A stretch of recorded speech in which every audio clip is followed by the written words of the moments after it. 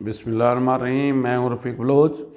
आप देख रहे हैं रफ़ीक बलोच ऑफिशियल यूट्यूब चैनल। तो दोस्तों, आज कल सुप्रीम कोर्ट जो है ना, वो अखबारात में है, ख़बरों में है, और उसमें होने वाले फ़ैसले जो है ना, मुल्क की सियासत का रुख जो है ना वो मुतय्यन कर रहे हैं। तो आपको याद ही होगा कि इसहाक डार के ख़िलाफ़ नैब ने केस बनाया, और इसहाक डार सेनेटर होने के बावजूद ये बैरून मुल्क चले गए और बरतानिया में आजकल नवाज शरीफ के साथ रह रहे हैं।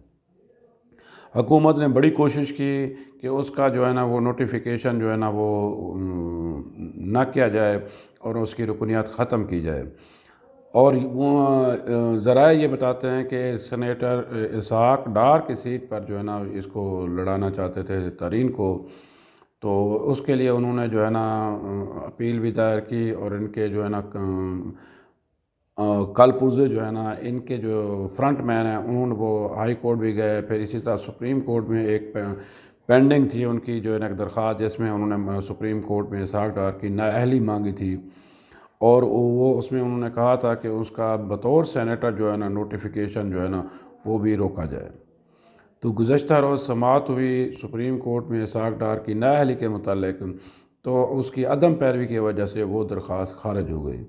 तो इसहाक डार पर जो उसकी नाअहलियत की तो तलवार लटक रही थी, वो अब ख़त्म हो गई है। तो इसहाक डार का बतौर सेनेटर जो है ना वो अब कोई ख़तरा नहीं उनको। वो अपने कैद के साथ वहाँ बरतानिया में उनके साथ रह रहे हैं। तो ये एक मुस्लिम लीग नून के लिए, इसहाक डार के लिए और कैद नवाज शरीफ के लिए एक अच्छी खबर है कि इसहाक डार जो है ना वो नाअहली से बच गए हैं। तो सुप्रीम कोर्ट की ये नया फ़ैसला था, तो मैंने कहा आप दोस्तों तक ये पहुंचा दूं। तो वीडियो अच्छी लगी हो तो इसको लाइक और शेयर भी कर देना, और हाँ, सब्सक्राइब भी कर देना।